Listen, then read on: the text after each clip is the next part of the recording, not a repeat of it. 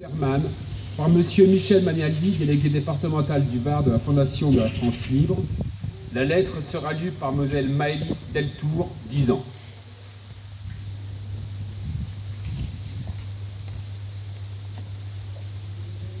La délégation Var de la Fondation de la France Libre a sélectionné cette lettre parmi les plus émouvantes issues d'une sélection, parmi 10 000 lettres issues d'un appel à nos compatriotes à transmettre des lettres qui dormaient dans les greniers, caves, albums de famille.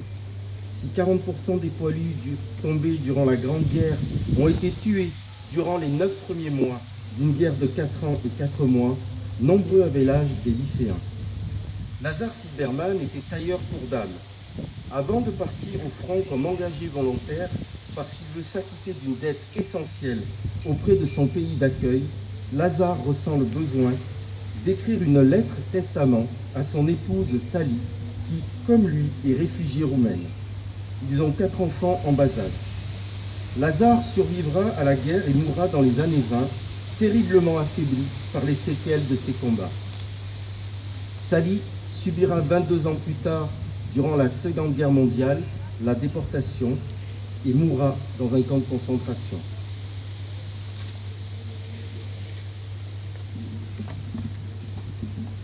Paris, le 7 août 1914. Ma chère Sally, avant de partir par mon devoir envers notre pays d'adoption, la France que nous n'avions jamais eu à nous plaindre, il est de mon devoir de te faire quelques recommandations, car je ne sais pas si je reviendrai. En lisant cette lettre, bien entendu, je ne serai plus, puisqu'il est stipulé qu'il faut ouvrir la lettre qu'après ma mort. 1. Tu trouveras dans le coffre-fort 4 lettres que tu remettras à qui de droit. 2. Tu trouveras un papier timbré de mon actif et de mon passif, où il est bien stipulé que tu es avec mes chers enfants, les seuls héritiers du peu, malheureusement, qu'il reste de moi. Bien sûr, ma chère, je sais que je te laisse dans la misère, car tout cela représente beaucoup et en réalité ne présente rien. Je te laisse un gros fardeau que d'élever 4 petits orphelins, que pourtant j'aurais voulu les voir heureux, car tu le sais que j'ai jamais rien fait pour moi. J'ai toujours pensé te rendre heureuse, ainsi que mes chers petits. J'ai tout fait pour cela et, pour finir, je n'ai pas réussi ce que j'ai voulu. Je te remercie pour les quelques années de bonheur que tu m'as données, depuis notre mariage hélas trop court. Et je te prie d'avoir du courage, beaucoup de courage, pour élever nos petits chéridiens, en leur inspirant l'honnêteté et la loyauté, en leur donnant l'exemple par toi-même. Et je suis sûre qu'il ne te manquera pas de courage. Parle-leur toujours des sacrifices au-dessus de ma situation que j'ai fait pour eux et qu'ils suivent mon exemple. Quant à toi, je crois qu'il te restera de bons souvenirs de moi. Nous nous sommes aimés jusqu'à la fin, et c'est ce souvenir et celui de ma conduite envers toi et envers tout le monde qui te donnera du courage de supporter le gros fardeau que je te laisse. Une dernière fois, je t'engage à bien sauvegarder l'honneur de nos chers enfants en leur donnant de bons exemples. Et je suis sûre que cela répondra comme un écho quand le moment arrivera. Je t'embrasse une dernière fois, ton compagnon de bonheur et de malheur, Lazare.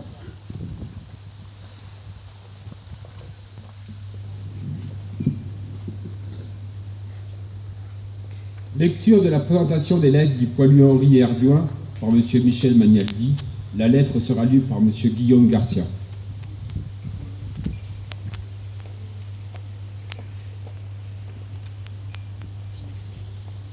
Maurice Genevoix, dans son ouvrage La boue, déclarait « Pitié pour nous soldats qui sont morts, pitié pour nous vivants qui étions auprès d'eux, pour nous qui nous battrons demain, nous qui mourrons, nous qui souffrirons dans nos chairs mutilées. Pitié pour nous, forçats de guerre, qui n'avions pas voulu cela. Pour nous tous qui étions des hommes et qui désespérons de jamais le redevenir. » Le poilu Henri Erdouin était originaire de Reims et s'adresse à sa femme adorée. Alors qu'il s'est battu avec bravoure à la tête de sa compagnie, décimé à 80%, encerclé par l'ennemi, il sauve avec le lieutenant Milan 40 survivants de leurs 2 bataillons pour échapper à la captivité. On accuse à tort et sans jugement les 2 officiers d'abandon de poste devant l'ennemi. Ils seront fusillés le 11 juin 1916 sur l'ordre d'un colonel criminel. Le lieutenant Erdouin commandera lui-même le peloton d'exécution qui le fusillera et l'ordre de surseoir à son exécution arrivera alors que l'on viendra de lui donner toute grâce.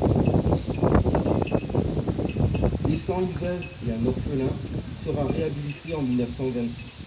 Cette lettre illustre le sacrifice suprême d'un officier et d'une génération de Français faisant face dans l'honneur et rappelle certaines conditions extrêmes d'engagement dans cette terrible Première Guerre mondiale.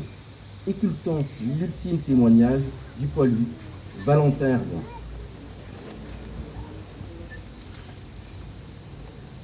Fleury, le 9 juin 1916.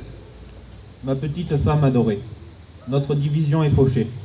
Le régiment est anéanti. Je viens de vivre 5 jours terribles, voyant la mort à chaque minute. Je te dirai cela plus tard. Je reste le seul commandant de ma compagnie.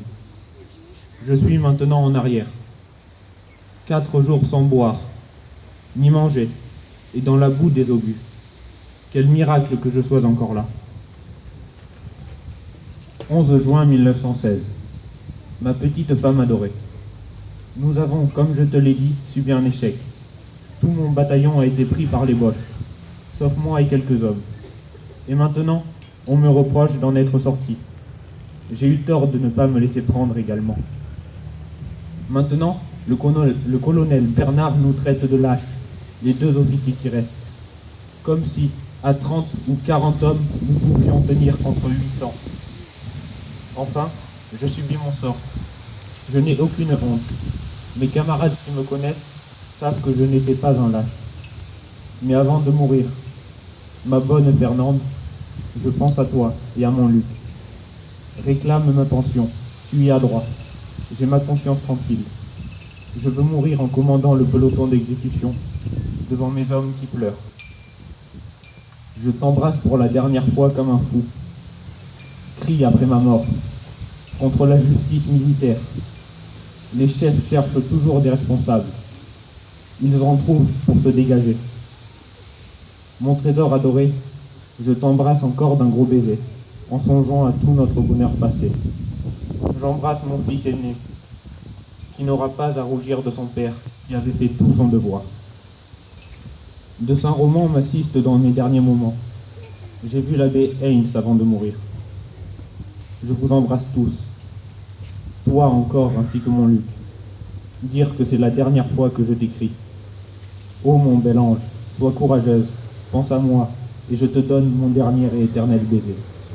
Ma main est ferme, et je meurs la conscience tranquille. Adieu, je t'aime. Je serai enterré au bois de Fleury, au nord de Verdun. De Saint-Roman pourra te donner tous les renseignements. Henri.